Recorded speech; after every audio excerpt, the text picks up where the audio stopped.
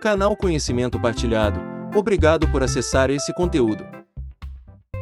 O livro Rápido e Devagar, Duas Formas de Pensar é dividido em 5 partes. Neste audiobook, você tem acesso à parte 5 dessa obra. Veja a descrição do vídeo para ter acesso às demais partes. Rápido e Devagar, Duas Formas de Pensar. Autor: Daniel Kahneman. Parte 5. Dois Eus. Capítulo 35. Dois Eus. O termo utilidade costuma apresentar dois significados distintos em sua longa história. Jeremy Bentham abriu sua introdução aos princípios da moral e da legislação com a famosa intensa: a natureza pôs a espécie humana sob o domínio de dois mestres soberanos, a dor e o prazer. Cabe a eles exclusivamente indicar o que devemos fazer, bem como determinar o que faremos. Em uma nota constrangida, Bentham pedia desculpas por empregar a palavra utilidade para essas experiências, dizendo que fora incapaz de encontrar palavra melhor. Para distinguir a interpretação que Bentham faz do termo, vou chamá-lo de utilidade experimentada, experiência de utility. Nos últimos 100 anos, os economistas têm utilizado a mesma palavra para querer dizer alguma outra coisa.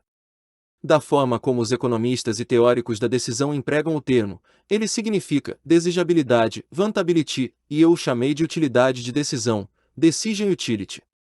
A teoria da utilidade experimentada, por exemplo, refere-se exclusivamente às regras da racionalidade que devem governar as utilidades de decisão, não tem absolutamente nada a dizer sobre experiências hedônicas. Claro, os dois conceitos de utilidade vão coincidir se as pessoas querem o que vão usufruir, e usufruem o que escolhem para si, e essa pressuposição de coincidência está implícita na ideia geral de que os agentes econômicos são racionais. É de se esperar que os agentes racionais saibam quais são seus gostos, tanto presentes como futuros, e presume-se que tomem decisões acertadas que irão maximizar esses interesses. Subtítulo: Utilidade experimentada. Meu fascínio com as possíveis discrepâncias entre utilidade experimentada e utilidade de decisão vem de longe. Quando Amos e eu ainda estávamos trabalhando na teoria da perspectiva, formulei um problema, que era o seguinte: imagine um indivíduo que recebe uma injeção dolorida todo dia. Não existe adaptação, a dor é a mesma dia após dia. Será que as pessoas vão atribuir o mesmo valor à redução no número de injeções planejadas, tanto no caso de 20 para 18 quanto de 6 para 4? Há alguma justificativa para fazer uma distinção? Não coligi dados, pois o resultado era evidente. Pode verificar por si mesmo que você pagaria mais para reduzir o número de injeções em 1/3, de 6 para 4, do que em 1/10, de 20 para 18. A utilidade de decisão em evitar 2 injeções é mais elevada no primeiro caso do que no segundo, e todo mundo pagará mais pela primeira redução do que pela segunda. Mas essa diferença é absurda. Se a dor não muda de um dia para outro, o que poderia justificar a designação de diferentes utilidades para uma redução da quantidade total de dor com 2 injeções, dependendo do número de injeções precedentes? Nos termos que usaríamos hoje, meu problema introduziu a ideia de que utilidade experimentada poderia ser medida pelo número de injeções. Sugeria também que, pelo menos em alguns casos, a utilidade experimentada é o critério pelo qual uma decisão deve ser avaliada. Um tomador de decisão que pague diferentes quantias para atingir o mesmo ganho de utilidade experimentada, ou ser poupado da mesma perda, está cometendo um erro. Você talvez ache essa observação óbvia, mas em teoria da decisão a única base para julgar que uma decisão está errada é a inconsistência com outras preferências. Amos e eu discutimos o problema, mas não o perseguimos. Muitos anos depois, voltei a ele. Subtítulo: Experiência e memória. Como pode a utilidade experimentada ser medida? Como devemos responder a perguntas como: quanta dor ele sofreu durante o procedimento médico? Ou quanto divertimento ela obteve passando 20 minutos na praia? O economista britânico Francis Edgeworth especulava sobre esse tema no século XIX e propôs a ideia de um hedonímetro, um instrumento imaginário análogo aos dispositivos utilizados nas estações meteorológicas, que mediria o nível de prazer ou dor que um indivíduo experimenta a um dado momento. A utilidade experimentada iria variar, muito ao modo como a temperatura diária ou a pressão atmosférica variam, e os resultados seriam representados em um gráfico em função do tempo. A resposta à questão de quanta dor ou prazer ele experimentou durante seu procedimento médico ou suas férias seria a área sob a curva. O tempo desempenha um papel crítico na concepção de Edgewood. Se ele permanece na praia por 40 minutos em vez de 20, e seu divertimento continua tão intenso quanto antes, então a utilidade experimentada total desse episódio dobra, assim como dobrar o número de injeções torna uma série de injeções 2 vezes pior. Essa era a teoria de Edgewood, e hoje temos uma compreensão precisa das condições sob as quais sua teoria funciona. Os gráficos na figura 15 mostram os perfis das experiências de 2 pacientes passando por uma dolorosa colonoscopia, tirados de um estudo que Don Redlmeyer e eu projetamos em conjunto. Redlmeyer, um médico e pesquisador na Universidade de Toronto, o realizou no início dos anos 1990. Esse procedimento hoje é rotineiramente administrado com anestesia, bem como com medicação amnésica, mas tais substâncias não eram disseminadas quando nossos dados foram colhidos. Os pacientes eram lembrados de indicar a cada 60 segundos o nível de dor que experimentavam no momento. Os dados mostrados estão em uma escala onde 0 é dor nenhuma, e 10 é dor intolerável. Como você pode ver, a experiência de cada paciente variou consideravelmente durante o procedimento, que durou 8 minutos para o paciente A e 24 minutos para o paciente B. A última leitura de dor 0 foi registrada após o fim do procedimento. Um total de 154 pacientes participou do experimento. O procedimento mais curto durou 4 minutos, o mais longo, 69 minutos. Em seguida, considere uma questão fácil. Presumindo que os 2 pacientes usaram a escala de dor de maneira similar, qual paciente sofreu mais? Sem chance. Todo mundo concorda que o paciente B passou os piores bocados. O paciente B passou no mínimo tanto tempo quanto o paciente A em qualquer nível de dor, e a área sob a curva é claramente maior para B do que para A. O fator crucial, claro, é que o procedimento de B durou muito mais tempo. Chamarei as mensurações baseadas em relatos de dor momentânea de totais de edonímetro. Quando o procedimento terminou, pediu-se a todos os participantes que classificassem a quantidade total de dor que haviam experimentado durante o procedimento. O palavreado da expressão foi planejado para encorajá-los a pensar na integral da dor que haviam relatado, reproduzindo os totais do edonímetro. Surpreendentemente, os pacientes não fizeram nada do gênero. A análise estatística revelou 2 descobertas, as quais ilustram um padrão que observamos em outros experimentos. Item regra do pico-fim. Peak-end rule. A classificação retrospectiva global foi bem prevista pela média do nível de dor relatado no pior momento da experiência e em seu fim.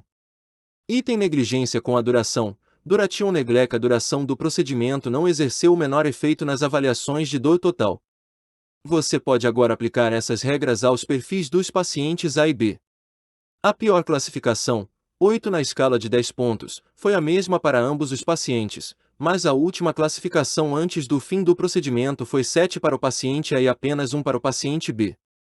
A média pico-fim foi desse modo 7,5 para o paciente A e apenas 4,5 para o paciente B.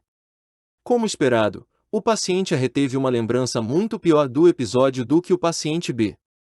Foi uma má sorte do paciente A que o procedimento terminasse em um mau momento, deixando-o com uma lembrança desagradável. O que temos agora é um excesso de opções, 2 medidas de utilidade experimentada, o total do edonímetro e a avaliação retrospectiva, que são sistematicamente diferentes.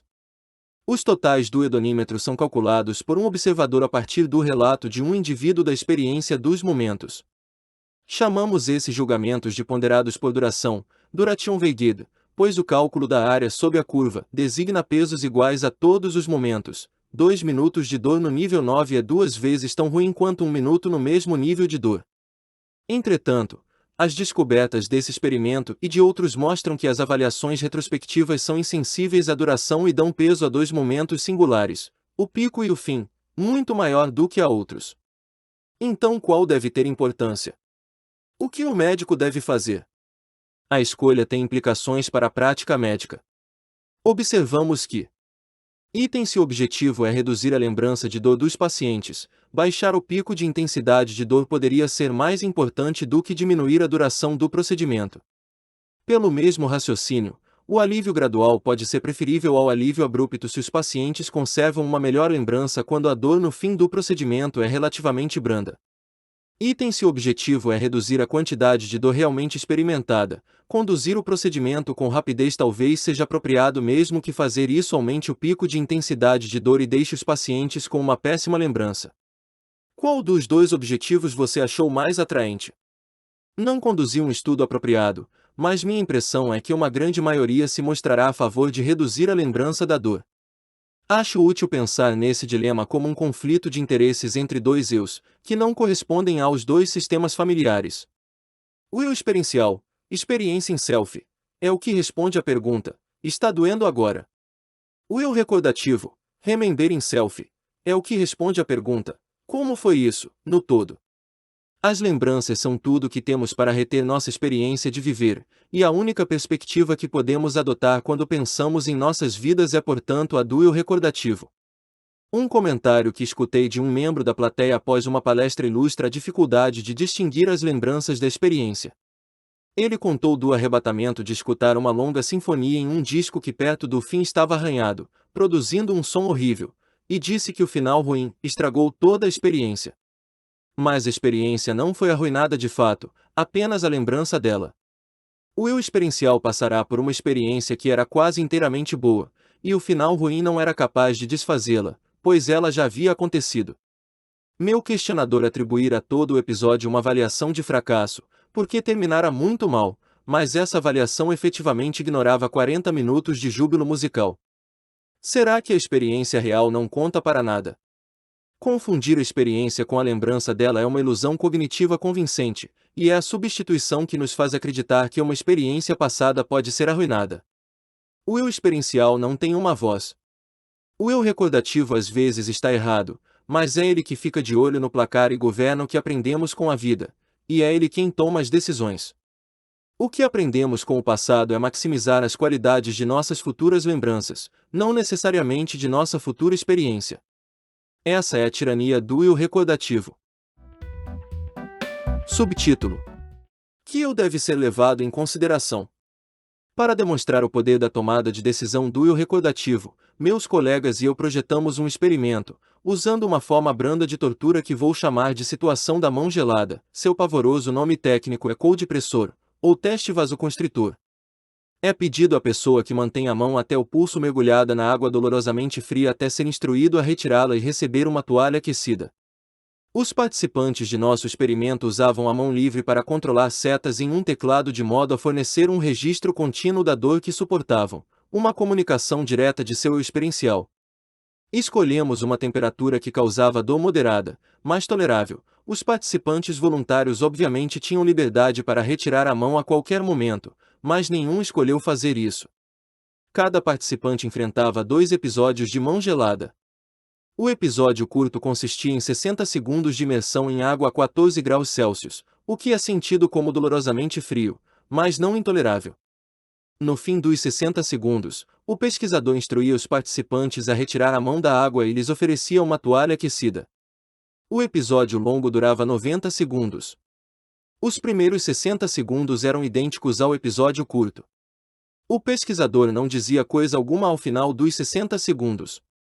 Em vez disso, ele abria uma válvula que permitia a água ligeiramente mais quente fluir para dentro da bacia.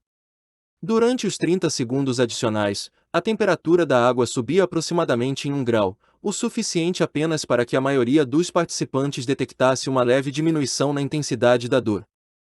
Os participantes eram informados de que seriam submetidos a 3 testes de mão gelada, mas na verdade experimentavam apenas os episódios curto e longo, cada um com uma mão diferente.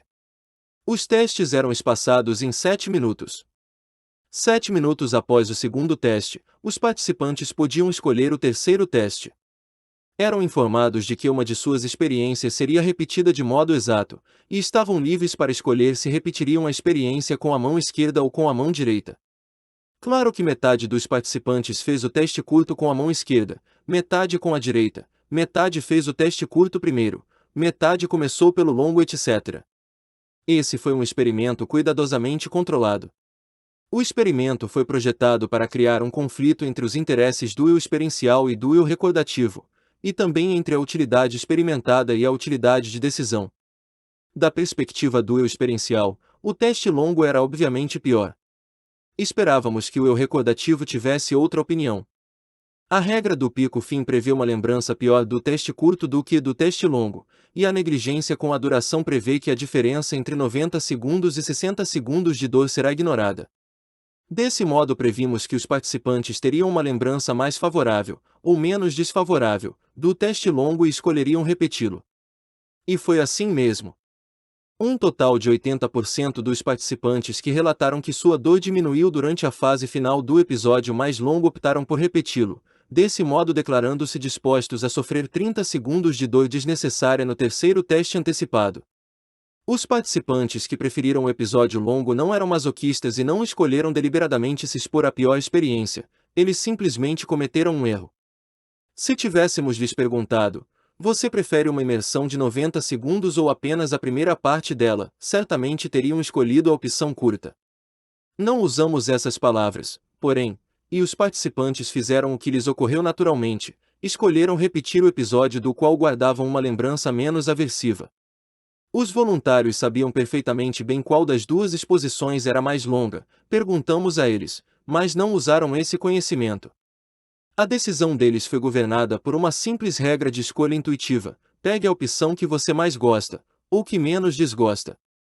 Regras da memória determinaram até que ponto não gostavam das duas opções, o que por sua vez determinou a escolha deles.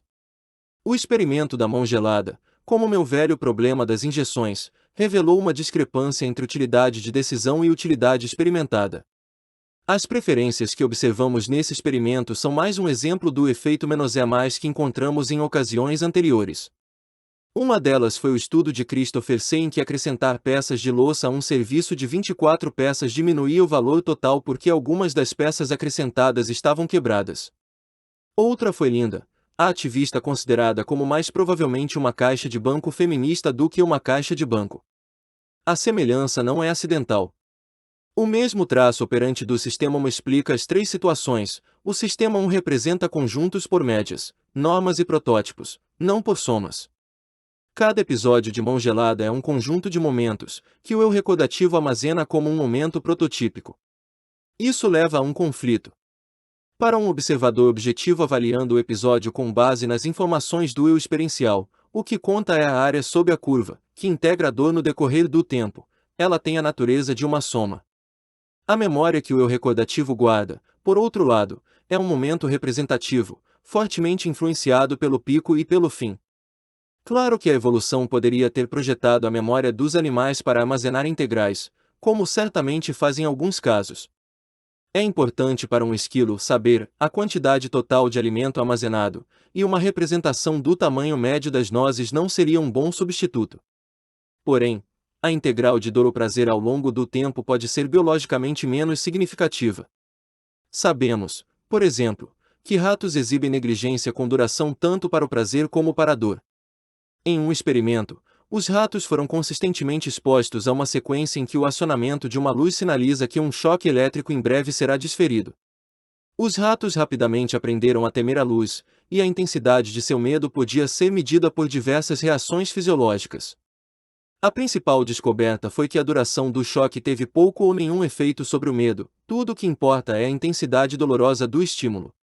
Outros estudos clássicos mostraram que o estímulo elétrico de áreas específicas no cérebro do rato, e de áreas correspondentes no cérebro humano, produzem uma sensação de prazer intenso, tão intenso em alguns casos que os ratos que podem estimular seu cérebro pressionando uma alavanca vão morrer de fome sem fazer uma pausa para se alimentar.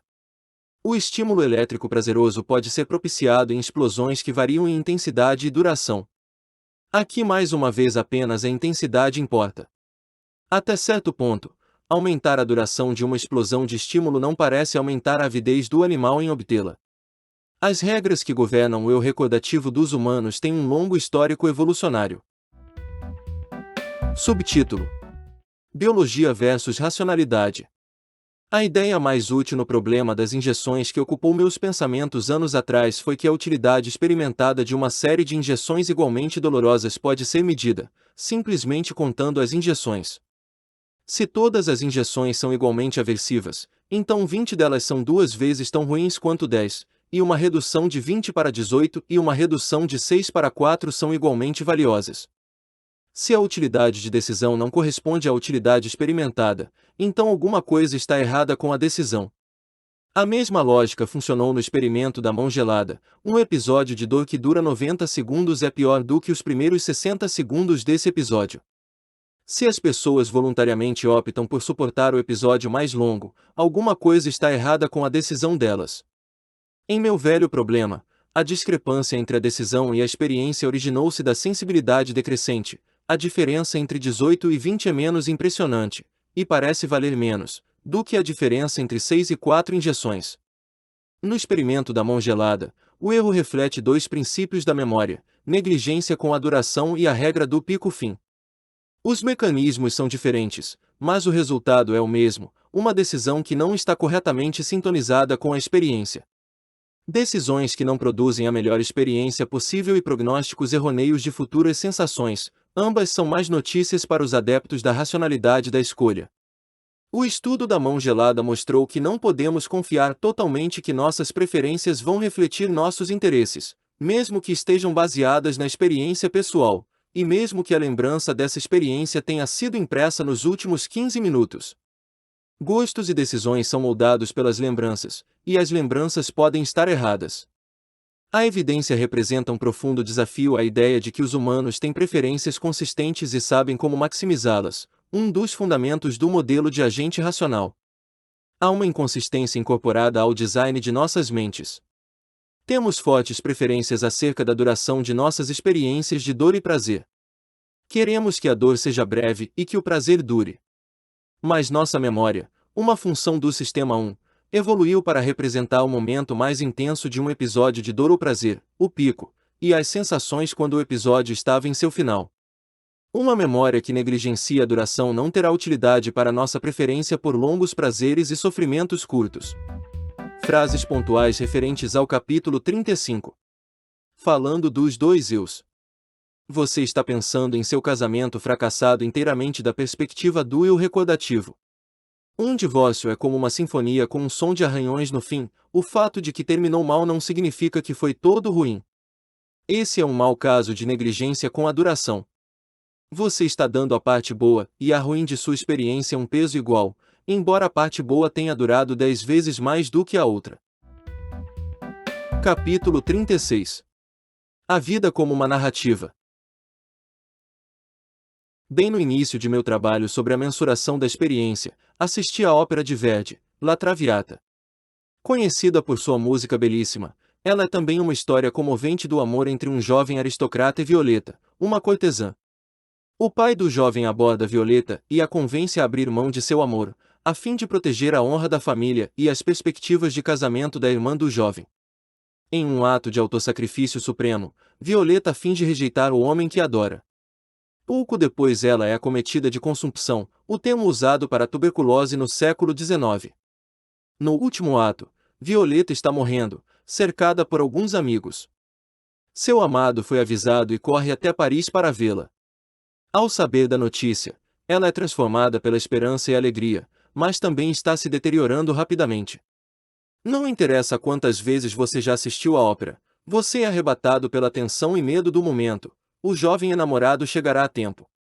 Há uma sensação de que é imensamente importante que ele fique junto de sua amada antes que ela morra. Ele consegue, é claro, alguns maravilhosos duetos são cantados e após 10 minutos de música gloriosa Violeta morre. A caminho de casa, voltando da ópera, fiquei pensando, por que nos importamos tanto com esses últimos 10 minutos? Percebi rapidamente que eu não dava a menor importância ao restante da vida de Violeta. Se me fosse informado que ela morreu com 27 anos, e não com 28, como eu acreditava, a notícia de que havia perdido um ano de vida feliz não teria me comovido em nada, mas a possibilidade de que perdesse os últimos 10 minutos importava um bocado. Além do mais, a emoção que senti pelo reencontro dos enamorados não teria mudado se eu viesse a saber que na verdade passaram uma semana juntos, e não 10 minutos. Se o jovem tivesse chegado tarde, porém, La Traviata teria sido uma história completamente diferente. Uma história sobre eventos significativos e momentos memoráveis, não sobre a passagem do tempo. A negligência com a duração é normal em uma narrativa, e o fim muitas vezes define seu caráter. As mesmas características essenciais aparecem nas regras das narrativas e nas lembranças de colonoscopias, férias e filmes. É assim que o eu recordativo funciona, ele compõe histórias e as retém para futura referência. Não é apenas na ópera que pensamos na vida como uma história e desejamos que termine bem. Quando ouvimos falar na morte de uma mulher que se afastou da própria filha por muitos anos, queremos saber se as duas se reconciliaram quando a morte se aproximou. Não estamos preocupados com os sentimentos da filha, é a narrativa da vida da mãe que queremos incrementar. Importar-se com as pessoas muitas vezes assume a forma de uma preocupação com a qualidade de suas histórias, não com seus sentimentos. De fato, podemos ficar profundamente comovidos até com eventos que mudam as histórias de pessoas que já morreram. Sentimos pena de um homem que morreu acreditando que sua esposa ainda o amava, ao saber que ela teve um amante por muitos anos e continuou com o marido apenas pelo dinheiro. Sentimos pena do marido mesmo ele tendo vivido uma vida feliz. Sentimos a humilhação de um cientista que fez uma importante descoberta que se mostrou falsa depois que ele morreu, mesmo que não tenha sofrido a humilhação. O mais importante, é claro, todos nos importamos intensamente com a narrativa de nossa própria vida e queremos muito que seja uma boa história, com um herói decente. O psicólogo Ed Jenner e seus alunos se perguntaram se a negligência com a duração e a regra do pico-fim governariam avaliações de vidas inteiras. Eles usaram uma breve descrição da vida de uma personagem fictícia chamada Jen, uma mulher que nunca se casou nem nunca teve filhos, e que morreu instantaneamente sem dor num acidente de automóvel. Numa versão da história de Jen, ela foi extremamente feliz durante toda a sua vida, que durou 30 ou 60 anos, apreciando seu trabalho, tirando férias, passando tempo com os amigos e em seus hobbies. Outra versão acrescentou 5 anos extras à vida de Jen, que agora morria quando estava com 35 ou 65 anos. Os anos extras foram descritos como agradáveis, mas menos do que antes. Depois de ler uma biografia esquemática de Jen, cada participante respondia a 2 perguntas, tomando a vida dela como um todo. Até que ponto você acha que a vida de Jen foi desejável?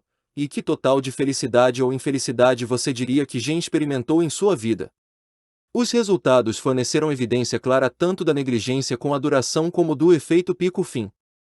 Em um experimento entre sujeitos, diferentes participantes viram diferentes formatos. Dobrar a duração da vida de Jen não teve o menor efeito na desejabilidade de sua vida, ou nos julgamentos sobre a felicidade total que Jen experimentou. Claramente, sua vida foi representada por uma fatia de tempo prototípica, não como uma sequência de fatias de tempo. Consequentemente, sua felicidade total foi a felicidade de um período típico em sua vida, não a soma, ou integral, de felicidade pela duração de sua vida. Como esperado segundo essa ideia, Jenner e seus alunos também descobriram um efeito menos é mais, um indicativo forte de que uma média, protótipo, veio substituir uma soma. Acrescentar 5 anos, ligeiramente felizes, a uma vida muito feliz causou uma queda substancial nas avaliações da felicidade total dessa vida. Por insistência minha, eles também colheram dados sobre o efeito dos 5 anos extras em um experimento intrassujeito. Cada participante emitiu os 2 julgamentos em imediata sucessão. A despeito de minha longa experiência com erros de julgamento, eu não acreditava que pessoas racionais podiam dizer que acrescentar 5 anos ligeiramente felizes a uma vida a tornariam substancialmente pior. Eu estava errado.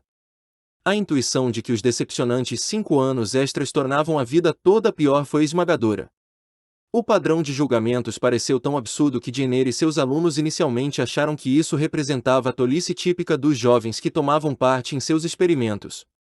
Entretanto, o padrão não mudou quando os pais e amigos mais velhos dos alunos responderam as mesmas perguntas. Na avaliação intuitiva de vidas inteiras, bem como de breves episódios, picos e fins importam, mas duração não. O trabalho de parto e os benefícios de férias sempre surgem como objeções à ideia de negligência com a duração. Todos nós partilhamos da intuição de que é muito pior que um trabalho de parto dure 24 horas do que 6 horas e de que 6 dias em um bom resort é melhor do que 3. A duração parece importar nessas situações, mas isso apenas porque a qualidade do fim muda com a extensão do episódio. A mãe está mais esgotada e desamparada após 24 horas do que após 6 horas. E o veranista está mais revigorado e descansado após 6 dias do que após 3. O que verdadeiramente importa quando aferimos intuitivamente tais episódios é a deterioração progressiva ou o incremento da experiência em progresso, e como a pessoa se sente no fim. Subtítulo: Férias amnésicas. Considere uma opção de férias. Você prefere passar uma semana relaxante na praia familiar aonde foi no último verão? Ou espera enriquecer seu estoque de lembranças? Indústrias distintas se desenvolveram para atender às duas alternativas. Resorts oferecem relaxamento revigorante. Turismo tem a ver com ajudar as pessoas a construir histórias e juntar lembranças. O frenesi fotográfico de muitos turistas sugere que armazenar lembranças é com frequência um importante objetivo, que molda tanto os planejamentos para as férias como a experiência de gozá-las. O fotógrafo não vê a cena como um momento a ser saboreado, mas como uma futura lembrança a ser projetada. Fotos podem ser úteis para o eu recordativo, embora raramente as olhemos por um longo tempo, ou com a frequência que imaginávamos, ou nem sequer as olhemos, mas bater fotos não necessariamente é o melhor modo de o eu experiencial do turista apreciar uma vista. Em muitos casos avaliamos as férias turísticas pela história e as lembranças que esperamos armazenar. A palavra inesquecível é com frequência usada para descrever os principais momentos das férias, revelando explicitamente o objetivo da experiência.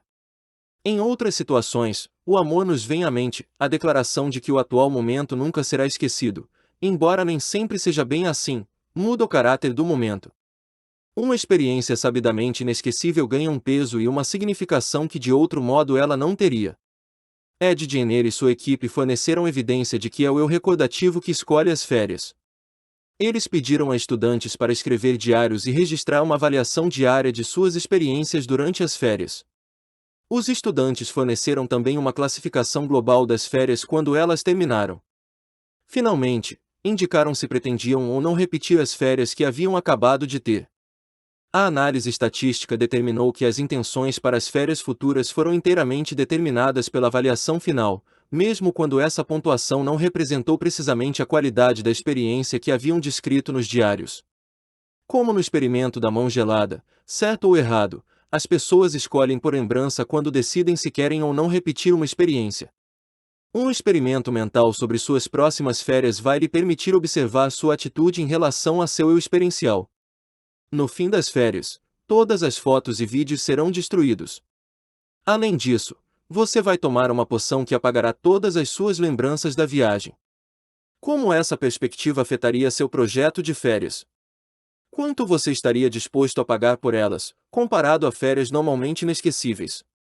Embora eu não tenha estudado formalmente as reações a essa situação, minha impressão ao discuti-la com as pessoas é de que a eliminação das lembranças reduz enormemente o valor da experiência. Em alguns casos, as pessoas tratam a si mesmas como tratariam outro amnésico, escolhendo maximizar o prazer total mediante a volta a um lugar onde foram felizes no passado. Porém, algumas pessoas dizem que não se dariam absolutamente ao trabalho de ir, revelando que se importam apenas com o eu recordativo, e importam-se menos com seu eu experiencial amnésico do que com um estranho amnésico. Muitos observam que não mandariam nem a si mesmos, nem outro amnésico para escalar montanhas ou fazer trilhas na floresta, porque essas experiências são sobretudo dolorosas em tempo real e adquirem valor com a expectativa de que tanto a dor como a alegria de atingir o objetivo serão inesquecíveis. Para outro experimento mental, imagine que você está diante de uma cirurgia dolorosa durante a qual vai permanecer consciente. Eles lhe explicam que você vai gritar de dor e implorar que o cirurgião pare. Contudo, prometem a você um medicamento indutor de amnésia que varrerá completamente qualquer lembrança do episódio. Como você se sente diante dessa perspectiva? Aqui, mais uma vez, minha observação informal é de que a maioria das pessoas se revela notavelmente indiferente aos sofrimentos do seu eu experiencial. Alguns dizem que não dão a menor importância. Outros partilham de meu sentimento, que é de que sinto pena de meu eu sofrendo, mas não mais do que sentiria de um estranho em sofrimento. Por mais estranho que pareça, eu sou meu eu recordativo, e o eu experiencial, que vive de fato minha vida, é como um estranho para mim. Frases pontuais referentes ao capítulo 36. Falando da vida como uma narrativa. Ele está tentando desesperadamente proteger a história de toda uma vida de integridade, que corre risco com o mais recente episódio. Até que ponto ele está disposto a ter uma relação sexual casual é sinal de uma completa negligência com a duração. Você parece devotar suas férias inteiras à construção de lembranças. Será que não é melhor pôr a câmera de lado e aproveitar o momento, mesmo que não seja tão inesquecível assim? Ela é paciente de Alzheimer. Ela não mantém mais uma narrativa de sua vida, mas seu eu experiencial continua sensível à beleza e à bondade. Capítulo 37.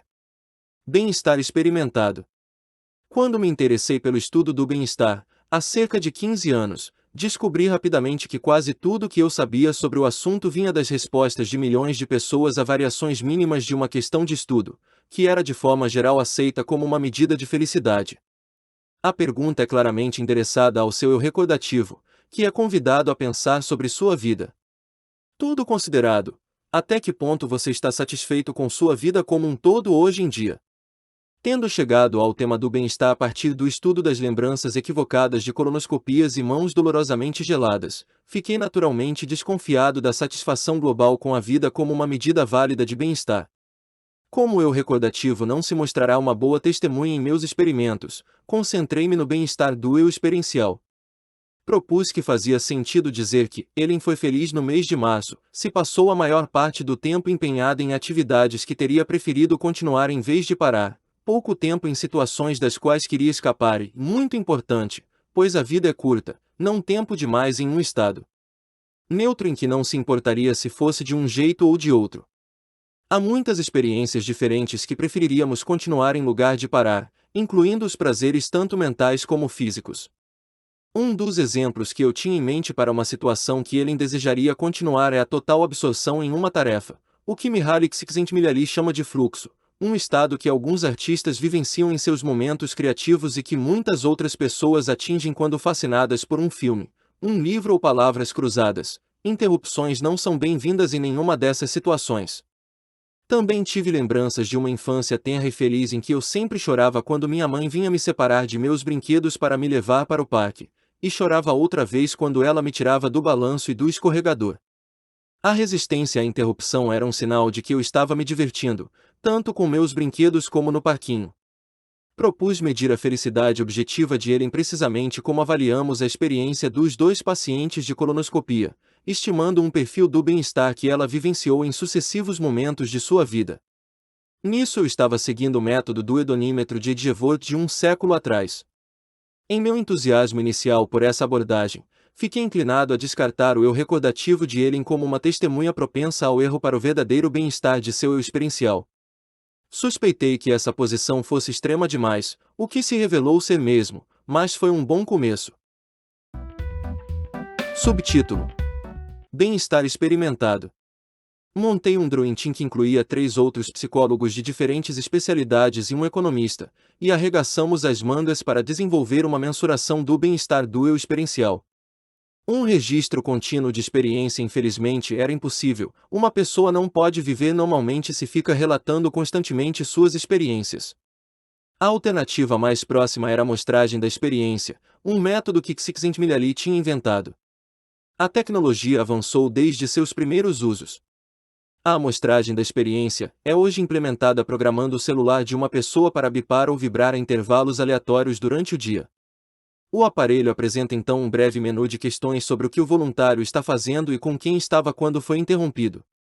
Os participantes são apresentados também a escalas de classificação para relatar a intensidade de vários sentimentos: felicidade, tensão, raiva, preocupação, envolvimento, dor física e outros. A amostragem de experiência é dispendiosa e onerosa, embora seja menos incômoda do que a maioria das pessoas espera inicialmente. Responder às perguntas leva muito pouco tempo. Uma alternativa mais prática era necessária, então desenvolvemos um método que chamamos de método da reconstrução do dia, Day Reconstruction Method, DRM, na sigla em inglês. Esperávamos que isso aproximasse os resultados da amostragem de experiência e fornecesse informação adicional sobre o modo como as pessoas passam seu tempo. As participantes, todas mulheres, nos primeiros estudos, eram convidadas para uma sessão de 2 horas. Primeiro pedíamos a elas para repassar o dia anterior em detalhes, separando-o em episódios como cenas em um filme. Posteriormente, Elas respondiam a perguntas sobre cada episódio, baseadas no método da amostragem da experiência. Elas selecionavam atividades em que estavam envolvidas a partir de uma lista e indicavam em qual delas prestaram mais atenção. Também listavam os indivíduos com quem haviam estado, e classificavam a intensidade de diversos sentimentos em escalas de 0 a 6 separadas, 0 igual ausência de sentimento, 6 igual sentimento mais intenso. Nosso método valia-se da evidência de que pessoas capazes de recuperar da memória em detalhes uma situação passada também são capazes de reviver os sentimentos que a acompanharam, até mesmo vivenciando seus antigos sinais fisiológicos de emoção. Presumimos que nossas participantes recordariam de forma razoavelmente precisa a sensação de um momento prototípico do episódio. Diversas comparações com a amostragem da experiência confirmaram a validade do DRM.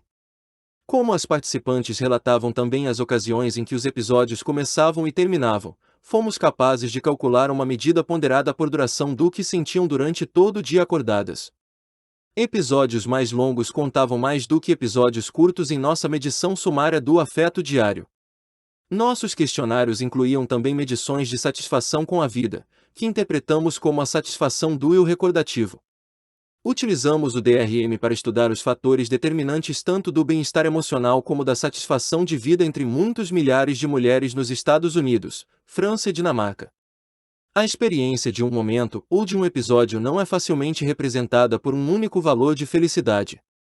Há muitas variantes de sentimentos positivos, incluindo amor, alegria, envolvimento, esperança, diversão e muitas outras. Emoções negativas também vêm em muitas variedades, incluindo raiva, vergonha, depressão e solidão. Embora as emoções positivas e negativas existam ao mesmo tempo, é possível classificar a maioria dos momentos da vida como positivos ou negativos, no fim das contas. Podíamos identificar episódios desagradáveis comparando as classificações de adjetivos positivos e negativos.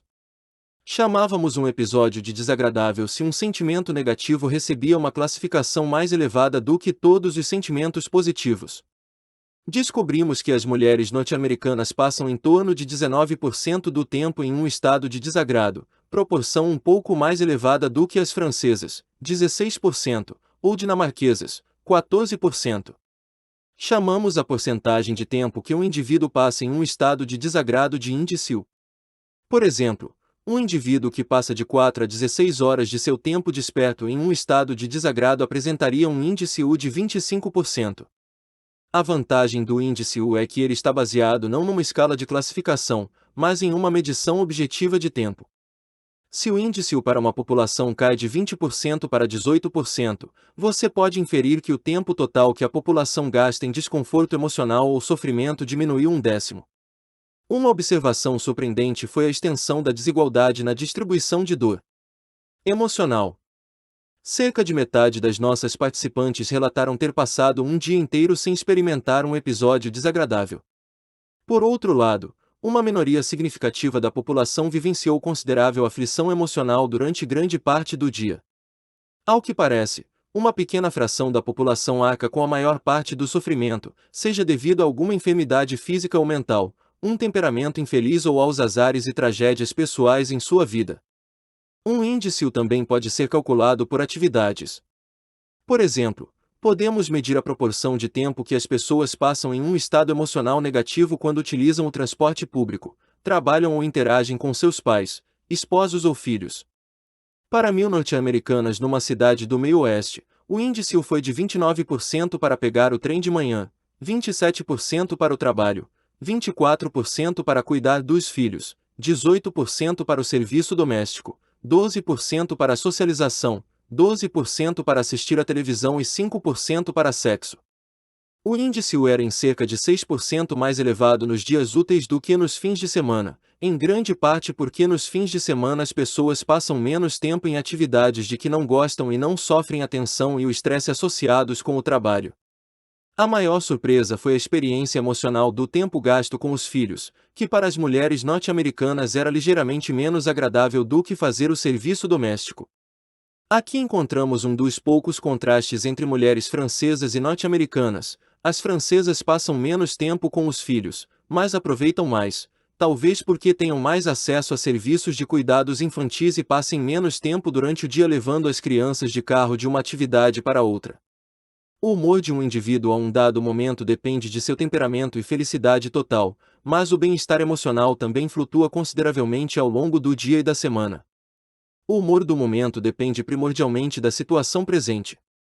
O humor no trabalho, por exemplo, é muito pouco afetado pelos fatores que influenciam a satisfação geral com o emprego, incluindo benefícios e status. O mais importante são os fatores circunstanciais, como uma oportunidade de se socializar com os colegas, exposição a ruído alto, pressão de tempo, uma significativa fonte de afeto negativo, e a presença imediata de um chefe. Em nosso primeiro estudo, a única coisa pior do que ficar sozinho. A atenção é crucial. Nosso estado emocional é amplamente determinado por aquilo em que prestamos atenção no momento, e normalmente estamos concentrados em nossa presente atividade e no ambiente imediato. Há exceções, onde a qualidade da experiência subjetiva é dominada mais pelos pensamentos recorrentes do que pelos eventos do momento. Quando estamos felizes por estar apaixonados, podemos sentir alegria até parados no trânsito, e se sofremos algum pesar, podemos continuar deprimidos até assistindo a um filme de comédia. Em circunstâncias normais, porém, extraímos prazer e dor do que está acontecendo no momento, se prestarmos atenção. Para extrair prazer da comida, por exemplo, você deve prestar atenção no que está fazendo. Descobrimos que as mulheres francesas e norte-americanas gastam mais ou menos a mesma quantidade de tempo comendo, mas para as francesas comer tem uma probabilidade 2 vezes maior de ser algo focado do que para as americanas. As americanas eram muito mais propensas a combinar a refeição com outras atividades, e seu prazer em comer ficava diluído de modo correspondente. Essas observações trazem implicações tanto para os indivíduos como para a sociedade. O uso do tempo é uma das áreas da vida sobre a qual as pessoas têm algum controle. Poucos indivíduos são capazes de deliberadamente adquirir uma disposição mais animada, mas alguns talvez consigam organizar suas vidas de modo a passar uma parte menor de seu dia indo e voltando do trabalho, e mais tempo fazendo coisas que apreciam com pessoas de que gostam. Os sentimentos associados com diferentes atividades sugerem que outro modo de melhorar a experiência é substituir o tempo de lazer passivo, como assistir à TV, para formas mais ativas de lazer, incluindo socialização e exercício. Da perspectiva social, melhoria do transporte público para a força de trabalho, disponibilidade de creches para as mulheres que trabalham fora e melhoria das oportunidades de socialização para a terceira idade podem ser maneiras relativamente eficientes de reduzir o índice da sociedade. Até mesmo uma redução de 1% seria uma conquista significativa, somando milhões de horas de prevenção de sofrimento. Estudos nacionais combinados de uso do tempo e bem-estar experimentado podem determinar as políticas sociais de múltiplas maneiras. O economista de nossa equipe, Alan Kruger, tomou a frente em um esforço de introduzir elementos desse método às estatísticas nacionais. Medições de bem-estar experimentado hoje são rotineiramente usadas em estudos nacionais de larga escala nos Estados Unidos, Canadá e Europa, e o Gallup World Poll estendeu essas medições a milhões de voluntários nos Estados Unidos e em mais de 150 países. As pesquisas do Gallup obtiveram informações sobre as emoções vivenciadas durante o dia anterior, embora em menos detalhes do que o DRM. As amostras gigantes permitem análises extremamente refinadas, o que tem confirmado a importância dos fatores circunstanciais, saúde física e contato social para o bem-estar experimentado. Não é de surpreender que uma dor de cabeça torne a pessoa infeliz e que o segundo melhor prognosticador dos sentimentos de um dia seja se uma pessoa teve ou não contatos com amigos ou parentes. É apenas um leve exagero dizer que felicidade é a experiência de passar o tempo com as pessoas que você ama e que amam você. Os dados do Gallup permitem uma comparação de dois aspectos de bem-estar. Item o bem-estar que as pessoas sentem quando vivem suas vidas. Item o julgamento que fazem quando avaliam a própria vida. A avaliação de vida do Gallup é medida por uma questão conhecida como Cantril Self-Assuring Striving Scale, escala de esforço de autoancoragem Cantril. Imagine uma escada com degraus numerados de 0 na base a 10 no topo. O topo da escada representa a melhor vida possível para você e a base da escada representa a pior vida possível para você. Em que degrau da escada você diria que se sente presente neste momento? Alguns aspectos da vida têm mais efeito na avaliação da vida de uma pessoa do que na experiência de viver. A conquista educacional é um exemplo. Maior grau de instrução está associado com a avaliação mais elevada da vida, mas não com o maior bem-estar experimentado. Na verdade, pelo menos nos Estados Unidos, pessoas com maior instrução tendem a relatar maior estresse. Por outro lado, saúde ruim tem um efeito adverso muito mais forte no bem-estar experimentado do que na avaliação da vida. Viver com os filhos também impõe um custo significativo na moeda corrente dos sentimentos diários. Relatos de estresse e raiva são comuns entre pais, mas os efeitos adversos sobre a avaliação da vida são menores. Religião não fornece qualquer redução nos sentimentos de depressão ou preocupação. Uma análise de mais de 450 mil respostas para o Gallup Advice Wellbeing Index, um levantamento diário de 1.000 norte-americanos, fornece uma resposta surpreendentemente precisa para a pergunta feita com maior frequência na pesquisa de bem-estar: dinheiro compra felicidade? A conclusão é que ser pobre torna a pessoa infeliz, e que ser rico pode intensificar a satisfação da vida de alguém, mas, na média, não melhora o bem-estar experimentado. A pobreza extrema intensifica os efeitos vivenciados com outros infortúnios da vida. Em particular, a doença é bem pior para os muito pobres do que para os que vivem com mais conforto. Uma dor de cabeça aumenta a proporção dos que relatam tristeza e preocupação de 19% a 38% para os indivíduos nos 2/3 superiores da distribuição de renda. Os números correspondentes para a 10ª parte mais pobre são 38% e 70%, um nível de linha de base mais elevado e um crescimento muito maior. Diferenças significativas entre os muito pobres e os outros também são encontradas para os efeitos de divórcio e solidão. Além do mais, os efeitos benéficos do fim de semana no bem-estar experimentado são significativamente menores para os muito pobres do que para a maioria dos demais. O nível de saciedade além do qual o bem-estar experimentado para de crescer era uma renda familiar de cerca de $75.000 anuais em áreas de custo elevado, podia ser menos em áreas onde o custo de vida é menor. O crescimento médio de bem-estar experimentado associado com rendas além desse nível era precisamente zero.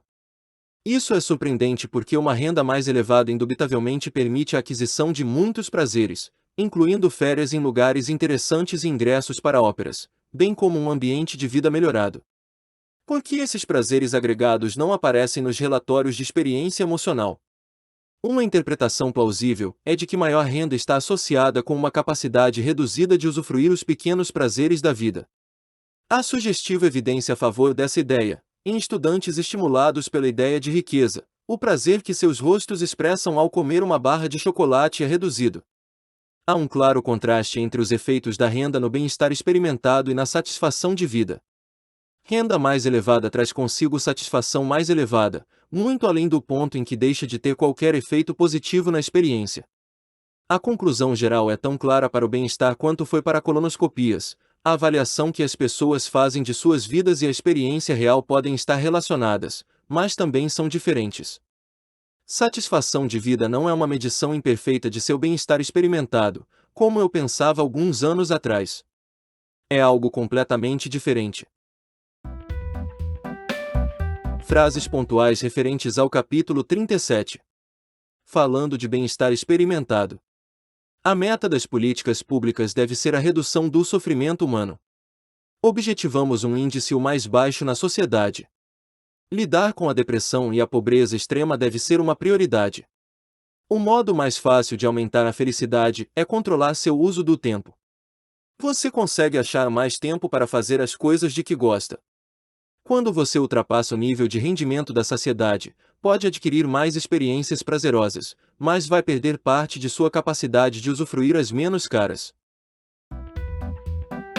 Capítulo 38. Pensando sobre a vida. A figura 16 é tirada de uma análise de Andrew Clark, Ed Diener e Annie Georgelis, do painel socioeconômico alemão, em que se perguntou a um mesmo grupo de pessoas todos os anos sobre seu grau de satisfação com a própria vida. Os participantes relataram também grandes mudanças que haviam ocorrido em sua condição de vida durante o ano precedente. O gráfico mostra o nível de satisfação relatado pelas pessoas próximo à época em que se casaram. O gráfico inevitavelmente provoca risadas nervosas nas plateias, e o nervosismo é fácil de compreender, afinal, pessoas que decidem se casar o fazem ou porque esperam que isso as torne mais felizes ou porque esperam que a criação de um laço permanente irá manter o presente estado de felicidade. Para usar um termo útil introduzido por Daniel Gilbert e Timothy Wilson, a decisão de se casar reflete, para muitas pessoas, um erro brutal de previsão afetiva, affective forecasting. No dia do casamento, a noiva e o noivo sabem que a taxa de divórcio é elevada e que a incidência de decepção com o cônjuge é ainda mais elevada, mas não acreditam que essas estatísticas se apliquem a eles. A novidade chocante da figura 16 é o declínio abrupto da satisfação com a vida. O gráfico é comumente interpretado como investigando um processo de adaptação, em que as primeiras alegrias do casamento rapidamente desaparecem à medida que a experiência se torna rotineira. Porém, outra abordagem é possível, a qual foca nas heurísticas de julgamento. Aqui perguntamos o que acontece na cabeça das pessoas quando lhes pedimos para avaliar sua vida. As perguntas: até que ponto você está satisfeito com sua vida como um todo? E até que ponto você está feliz hoje em dia, não são tão simples quanto qual é o seu número de telefone. De que maneira os participantes do estudo conseguem responder a questões assim em poucos segundos, como todos fazem? Ajudará se você pensar nisso como outro julgamento. Como é também o caso para outras questões, algumas pessoas talvez já tenham uma resposta pronta, que formularam em outra ocasião em que avaliaram sua vida. Outros, provavelmente a maioria, não encontra rapidamente uma resposta para a pergunta exata que lhes foi feita, e automaticamente tornam sua tarefa mais fácil com a substituição, dando a resposta para outra pergunta. O sistema 1 está em operação. Quando olhamos para a figura 16 sob essa luz, ela assume um significado diferente. As respostas para muitas questões simples podem ser colocadas no lugar de uma avaliação global da vida. Lembre-se do levantamento em que estudantes a quem fora perguntado quantos encontros haviam tido no mês anterior relataram sobre sua felicidade ultimamente, como se sair com alguém fosse o único fato significativo em suas vidas. Em outro conhecido experimento nessa mesma linha, Norbert Schwartz e seus colegas convidaram os voluntários ao laboratório para preencher um questionário sobre seu grau de satisfação com a vida. Antes que iniciassem a tarefa, porém, ele lhes pedia para fotocopiar uma folha de papel para ele. Metade dos participantes encontrava uma moeda de 10 centavos sobre a máquina, plantada ali pelo pesquisador. O pequeno episódio de sorte ocasionava uma melhoria notável no grau de satisfação com a vida como um todo informado pelos participantes. Uma heurística do humor é um modo de responder a perguntas sobre satisfação com a vida. O estudo dos encontros e o experimento da moeda sobre a máquina demonstrou, como se pretendia, que as respostas a questões de bem-estar global devem ser recebidas com um pé atrás. Mas é claro que seu presente humor não é a única coisa que vem à sua mente quando lhe pedem para avaliar sua vida. Você provavelmente irá recordar eventos significativos em seu passado recente ou num futuro próximo, preocupações recorrentes, como a saúde do cônjuge ou as más companhias com que sua filha adolescente anda, realizações importantes e fracassos dolorosos. Algumas ideias que são relevantes à pergunta irão lhe ocorrer, muitas outras, não. Mesmo quando não influenciado por acidentes completamente irrelevantes, como a moeda na máquina, o placar que você rapidamente atribui à sua vida é determinado por uma pequena amostra de ideias altamente disponíveis, não por uma cuidadosa ponderação dos domínios de sua vida. Pessoas que se casaram recentemente, ou que estão esperando se casar num futuro próximo, provavelmente se lembrarão do fato quando lhes for feita uma pergunta geral sobre sua vida. Como o casamento é quase sempre voluntário nos Estados Unidos, quase todo mundo que é lembrado de seu casamento recente ou iminente ficará feliz com a ideia. Atenção é a chave do enigma. A figura 16 pode ser lida como um gráfico da probabilidade de que as pessoas pensarão em seu casamento recente ou próximo quando lhes for perguntado sobre sua vida. A proeminência desse pensamento está fadada a diminuir com a passagem do tempo, conforme seu caráter de novidade minguar. A figura mostra um nível anormalmente alto de satisfação com a vida que dura 2 ou 3 anos em torno da ocorrência do casamento. Entretanto, se esse aparente pico reflete o transcorrer de tempo de uma heurística para responder à questão, há pouco que podemos aprender com ele, seja sobre felicidade, seja sobre o processo de adaptação ao casamento.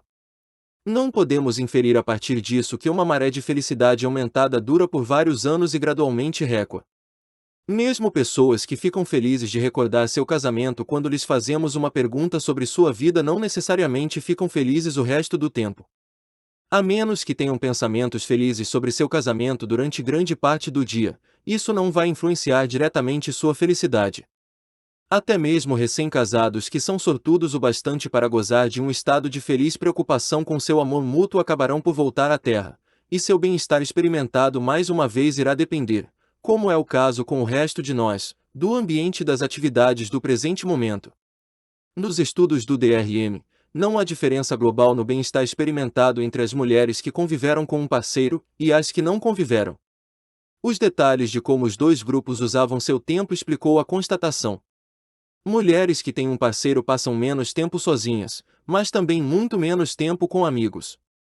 Elas passam mais tempo fazendo amor, o que é ótimo, mas também mais tempo executando serviço doméstico, preparando comida e cuidando dos filhos, todas atividades relativamente impopulares. E é claro que a grande quantidade de tempo que mulheres casadas passam com seus maridos é muito mais agradável para algumas do que para outras. O bem-estar experimentado na média não é influenciado pelo casamento, não porque o casamento não faz diferença para a felicidade, mas porque ele muda determinados aspectos da vida para melhor, e outros para pior. Um dos motivos para as baixas correlações entre as circunstâncias dos indivíduos e sua satisfação com a vida é que tanto a felicidade vivenciada como a satisfação com a vida são amplamente determinadas pela genética do temperamento.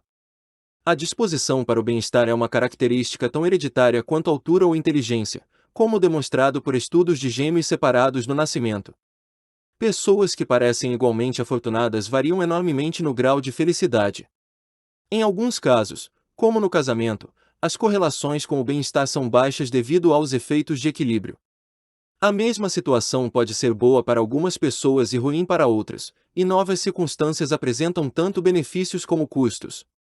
Em outros casos, como renda elevada, os efeitos sobre a satisfação com a vida são de modo geral positivos, mas o panorama é complicado pelo fato de que algumas pessoas ligam muito mais para dinheiro do que outras. Um estudo em grande escala do impacto da educação superior, que foi conduzido para outras finalidades, revelou evidências surpreendentes dos efeitos permanentes das metas que pessoas jovens estabelecem para si. Os dados relevantes foram extraídos de questionários colhidos de 1995 a 1997 de aproximadamente 12 mil pessoas que haviam começado o ensino superior em faculdades de elite em 1976. Quando tinham 17 ou 18 anos, os participantes haviam preenchido um questionário em que classificaram a meta de ser muito bem-sucedido financeiramente, em uma escala de 4 pontos, indo de não é importante a essencial. O questionário que eles completaram 20 anos depois incluía medições de seu rendimento em 1995, bem como uma medição global de satisfação com a vida. Metas fazem uma grande diferença. 19 anos após terem declarado suas aspirações financeiras, muitas pessoas que desejavam uma renda alta haviam conseguido obtê-la. Entre os 597 médicos e outros profissionais de medicina na mesma amostra, por exemplo, cada ponto adicional na escala de importância do dinheiro estava associado a um incremento de mais de 14 mil dólares de renda no trabalho, em dólares de 1995. Mulheres casadas que não trabalhavam também tendiam a exibir satisfação com suas ambições financeiras. Cada ponto na escala se traduzia em mais de 12 mil dólares de renda doméstica somada para essas mulheres, evidentemente por intermédio dos ganhos de seus esposos. A importância que as pessoas atribuíam à renda aos 18 anos também antecipava a satisfação delas com sua renda quando adultas. Comparamos a satisfação de vida em um grupo de renda elevada, mais de 200 mil dólares de renda doméstica, com um grupo de renda entre baixa e moderada, menos de 50 mil dólares. O efeito da renda na satisfação da vida foi maior para os que haviam apontado o sucesso financeiro como meta essencial, 0,57 ponto numa escala de 5 pontos. A diferença correspondente para os que haviam indicado que dinheiro não era importante era apenas 0,12. As pessoas que queriam dinheiro e conseguiram estavam significativamente mais satisfeitas do que a média. As que queriam dinheiro e não conseguiram estavam significativamente mais insatisfeitas. O mesmo princípio se aplica a outras metas. Uma receita para uma idade adulta insatisfeita é estabelecer metas que sejam particularmente difíceis de atingir. Medida pela satisfação de vida 20 anos depois, a meta menos promissora que uma pessoa jovem podia ter tido era mostrar talento em alguma arte. As metas da adolescência influenciam o que acontece com as pessoas, aonde vão chegar e até que ponto estão satisfeitas. Em parte devido a essas descobertas, mudei de ideia sobre a definição de bem-estar. As metas que as pessoas estabelecem para si são tão importantes para o que elas fazem e para como se sentem em relação a isso que um foco exclusivo no bem-estar experimentado não se sustenta. Não podemos defender um conceito de bem-estar que ignore o que as pessoas querem. Por outro lado, também é verdade que um conceito de bem-estar que ignore como as pessoas se sentem enquanto vivem e se concentre apenas em como se sentem quando pensam a respeito de sua vida também é insustentável. Temos de aceitar as complexidades de uma visão híbrida, em que o bem-estar de ambos os eus seja considerado. Subtítulo: A ilusão de foco. Podemos inferir pela velocidade com que as pessoas respondem a perguntas sobre sua vida, e pelas impressões do atual humor em suas respostas, que elas não se empenham em um exame cuidadoso quando avaliam sua vida. Elas devem estar utilizando heurísticas, que são exemplos tanto de substituição como de vise-a-ti. Embora a visão que têm de suas vidas tenha sido influenciada por uma pergunta sobre encontros amorosos ou por uma moeda na máquina de Xerox, os participantes nesses estudos não esquecem que há outras coisas na vida além de sair com alguém ou se sentir sortudo. O conceito de felicidade não é subitamente alterado por achar 10 centavos, mas o sistema prontamente substitui sua totalidade por uma pequena parte dele. Qualquer aspecto da vida para o qual a atenção é dirigida somará como grande numa avaliação global. Isso é a essência da ilusão de foco, focusing illusion, que pode ser descrita numa única frase. Nada na vida é tão importante quanto você pensa que é quando você está pensando a respeito.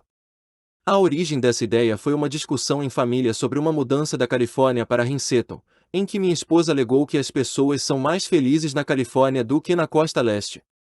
Argumentei que o clima comprovadamente não é um determinante importante do bem-estar, os países escandinavos estão provavelmente entre os mais felizes do mundo. Observei que circunstâncias de vida permanentes têm pouco efeito sobre o bem-estar e tentei em vão convencer minha esposa de que suas intuições sobre a felicidade dos californianos eram um erro de previsão afetiva. Pouco tempo depois, com essa discussão ainda em mente, participei de um workshop sobre a ciência social do aquecimento global. Um colega apresentou um argumento que estava baseado em sua visão do bem-estar da população do planeta Terra no próximo século. Argumentei que era absurdo prever como seria viver em um planeta mais quente quando não sabemos sequer como é viver na Califórnia. Pouco depois dessa conversa, meu colega David Scadi e eu recebemos fundos de pesquisa para estudar duas questões. Será que as pessoas que vivem na Califórnia são mais felizes do que as outras? Quais são as crenças populares sobre a felicidade relativa dos californianos? Recrutamos grandes amostras de estudantes de importantes universidades estaduais da Califórnia, Ohio e Michigan. Com alguns deles obtivemos um relato detalhado de sua satisfação com vários aspectos de sua vida. Com outros obtivemos uma predição de como alguém, com seus interesses e valores, que morou em algum outro lugar, completaria o mesmo questionário. Enquanto analisávamos os dados, ficou óbvio que eu vencera o debate familiar. Como esperado, os estudantes nas duas regiões diferiram enormemente em sua atitude para com o próprio clima. Os californianos apreciavam seu clima e os moradores do meio-oeste desprezavam o deles. Mas o clima não era um determinante importante do bem-estar. Na verdade, não havia a menor diferença entre o grau de satisfação com a vida dos estudantes da Califórnia e do meio-oeste. Descobrimos também que minha esposa não estava sozinha em sua crença de que os californianos gozam de maior bem-estar que os demais. Estudantes em ambas as regiões partilhavam da mesma visão equivocada, e fomos capazes de verificar que seu erro estava ligado a uma crença exagerada na importância do clima. Descrevemos o erro como uma ilusão de foco. A essência da ilusão de foco é vise-a-ti, dar peso demais ao clima, e de menos a todos os demais determinantes do bem-estar. Para apreciar até que ponto essa ilusão é forte, tire alguns segundos para considerar a questão: quanto prazer você tem com seu carro? Uma resposta lhe veio à mente de imediato: você sabe quanto gosta e usufrui de seu carro. Agora examine uma pergunta diferente: quando você tem prazer com seu carro? A resposta a essa pergunta pode surpreendê-lo, mas é inequívoca: você obtém prazer, ou desprazer, com seu carro quando pensa no seu carro, o que provavelmente não ocorre com muita frequência.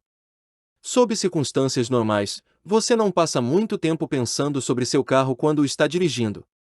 Você pensa em outras coisas quando dirige, e seu humor é determinado por qualquer coisa em que você esteja pensando. Aqui, mais uma vez, Quando tentou classificar quanto gostava de seu carro, você na verdade respondeu a uma questão bem mais restrita: quanto prazer você tem com seu carro quando pensa sobre ele?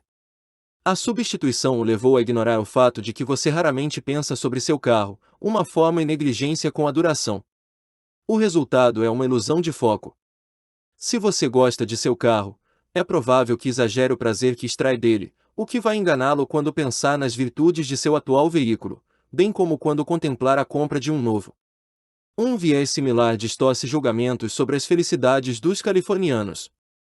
Quando lhe perguntam sobre a felicidade dos californianos, você provavelmente invoca uma imagem de alguém tomando parte em algum aspecto distintivo da experiência de viver na Califórnia, como caminhar no verão ou admirar o ameno clima de inverno.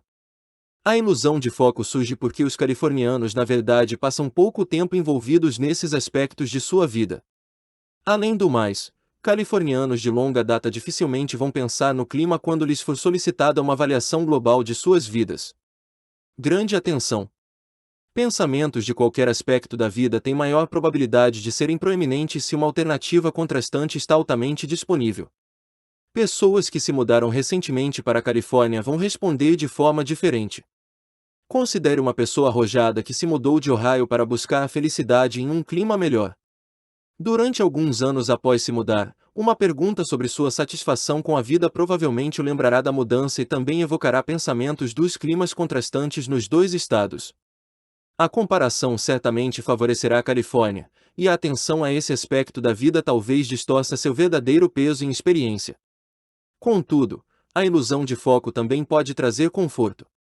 Estando ou não de fato feliz após a mudança, o indivíduo relatará que está mais feliz, pois pensamentos sobre o clima vão fazer com que acredite estar. A ilusão de foco pode levar as pessoas a se enganar sobre seu presente estado de bem-estar, bem como sobre a felicidade dos outros, e sobre sua própria felicidade no futuro. Que proporção do dia paraplégicos passam de mau humor? Essa pergunta quase certamente fez você pensar em um paraplégico que no momento está pensando em algum aspecto de sua condição. Sua conjectura sobre o humor de um paraplégico, portanto, será provavelmente acertada nos primeiros dias após o acidente que o deixou inválido. Durante algum tempo após o evento, vítimas de acidente quase não pensam em outra coisa. Mas, com o tempo, com poucas exceções, a atenção sempre se afasta de uma nova situação à medida que ela se torna mais familiar. As principais exceções são dor crônica, exposição constante a ruído alto e depressão severa. Dor e ruído são biologicamente ajustados como sinais para chamar a atenção, e a depressão envolve um ciclo autorreforçador de pensamentos infelizes. Desse modo não há adaptação para essas condições. A paraplegia, porém, não é uma das exceções. Observações detalhadas revelam que os paraplégicos exibem razoável bom humor mais da metade do tempo já um mês após seu acidente, embora o humor deles fique certamente sombrio quando pensam em sua situação. Na maior parte do tempo, porém, os paraplégicos trabalham, leem, divertem-se com piadas e com os amigos e sentem raiva quando leem sobre política no jornal. Quando estão envolvidos em qualquer uma dessas atividades, não ficam muito diferentes de qualquer outra pessoa, e podemos esperar que o bem-estar experimentado dos paraplégicos seja quase normal na maior parte do tempo. A adaptação a uma nova situação, tanto boa como má, consiste em grande parte em pensar cada vez menos a respeito. Nesse sentido, a maioria das circunstâncias de vida a longo prazo, incluindo paraplegia e casamento, são estados que a pessoa habita em período parcial, apenas quando presta atenção neles. Um dos privilégios de lecionar em Princeton é a oportunidade de orientar alunos brilhantes na pesquisa de suas teses. E uma de minhas experiências preferidas nessa linha foi um projeto em que Beruriaco colheu e analisou dados de uma empresa de pesquisa que pedia aos consultados para estimar a proporção de tempo que os paraplégicos passavam de mau humor. Ela dividiu os pesquisados em dois grupos. Um era informado de que o acidente incapacitante ocorrerá um mês antes, o outro, um ano antes. Além disso, cada participante dizia se conhecia um paraplégico pessoalmente. Os dois grupos mostraram ampla concordância em seu julgamento sobre os paraplégicos recentes. Os que conheciam um paraplégico estimaram 75% de mau humor, os que tiveram de imaginar um paraplégico disseram 70%. Por outro lado, os dois grupos diferiram acentuadamente em suas estimativas do humor dos paraplégicos um ano após os acidentes. Os que conheciam um paraplégico sugeriram 41% como sua estimativa do tempo passado nesse mau humor. As estimativas dos que não estavam pessoalmente familiarizados com um paraplégico foram em média de 68%. Evidentemente, os que conheciam um paraplégico haviam observado o gradual afastamento de atenção de sua própria condição, mas outros não previram que essa adaptação ocorreria. Julgamentos sobre o humor de ganhadores da loteria um mês e um ano após o evento mostraram exatamente o mesmo padrão. Podemos esperar que a satisfação de vida entre paraplégicos e outras condições crônicas e opressivas seja baixa relativamente ao seu bem-estar experimentado, pois o pedido de que avaliem suas vidas os lembrará inevitavelmente da vida dos outros e da vida que costumavam levar. De forma consistente com essa ideia, estudos recentes de pacientes de colostomia produziram inconsistências dramáticas entre o bem-estar experimentado dos pacientes e sua avaliação sobre as próprias vidas. A amostragem da experiência não exibe diferença em felicidade vivenciada entre esses pacientes e uma população saudável. E contudo, pacientes de colostomia estariam dispostos a trocar anos de sua vida por uma vida mais curta sem a colostomia. Além do mais, pacientes cuja colostomia foi revertida lembram de seu período nessa condição como horrível, e abririam mão ainda mais de sua vida restante para não ter de voltar a ela. Aqui parece que o eu recordativo está sujeito a uma ilusão de foco maciça sobre a vida que o eu experiencial suporta bastante confortavelmente. Daniel Gilbert e Timothy Wilson adotaram a palavra misvanting para descrever as más escolhas surgidas de erros de previsão afetiva. Essa palavra merece entrar para o vocabulário cotidiano. A ilusão de foco, que Gilbert e Wilson chamam de focalismo, é uma rica fonte de misvanting. Em particular, ela nos torna propensos a exagerar o efeito de aquisições significativas ou circunstâncias alteradas em nosso futuro bem-estar. Compare dois compromissos que vão mudar alguns aspectos de sua vida: comprar um confortável carro novo e integrar um grupo que se encontra semanalmente, digamos, para um jogo de pôquer ou um clube do livro. Ambas as experiências serão uma novidade e trarão empolgação no começo. A diferença crucial é que você acabará prestando pouca atenção no carro conforme o utiliza, mas sempre estará ligado na interação social com a qual se comprometeu. Por vezes a ti, você tende a exagerar os benefícios de longo prazo do carro, mas é improvável que cometa o mesmo equívoco com uma reunião social ou com atividades que inerentemente exigem sua atenção, como jogar tênis ou aprender a tocar violoncelo. A ilusão de foco cria um viés em favor dos bens e experiências que são inicialmente empolgantes, mesmo que no fim das contas eles percam seu apelo. O tempo é negligenciado, fazendo com que as experiências que irão conservar seu valor de atenção a longo prazo sejam menos apreciadas do que merecem. Subtítulo: O tempo todo. O papel do tempo tem sido um refrão nesta parte do livro. É algo lógico descrever a vida do eu experiencial como uma série de momentos, cada um com um valor. O valor de um episódio, tenho chamado isso de total de hedonímetro, é simplesmente a soma dos valores de seus momentos. Mas não é assim que a mente representa episódios.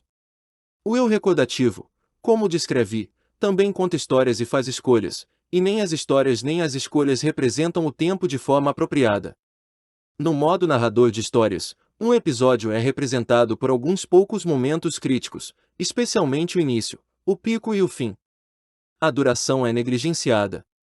Vimos esse foco em momentos singulares, tanto na situação da mão gelada como na história de Violeta. Vimos uma diferente forma de negligência com a duração na teoria da perspectiva, em que um estado é representado pela transição para ele. Ganhar na loteria produz um novo estado de riqueza que vai durar por algum tempo, mas a utilidade de decisão corresponde à intensidade antecipada da reação à notícia de que a pessoa ganhou. A retirada de atenção e outras adaptações ao novo estado são negligenciadas, somente essa fina fatia de tempo é considerada.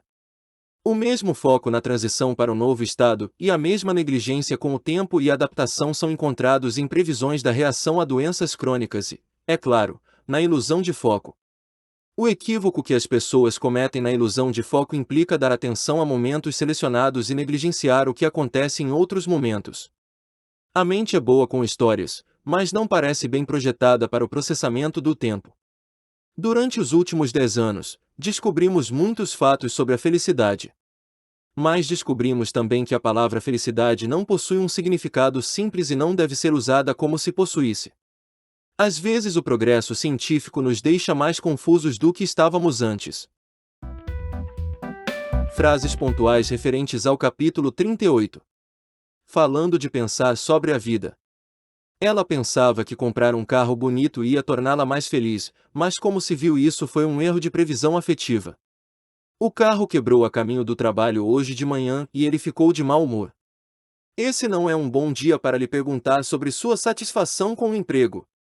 Ela parece bem alegre na maior parte do tempo, mas, quando alguém lhe pergunta, diz que está muito infeliz.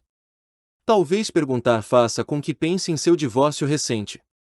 Comprar uma casa maior talvez não nos torne mais felizes a longo prazo. Podemos estar sofrendo uma ilusão de foco. Ele optou por dividir seu tempo entre duas cidades. Provavelmente, foi um caso grave de misvanting. Audiobook criado por Rodrigues Ferreira. Obrigado por acessar esse conteúdo.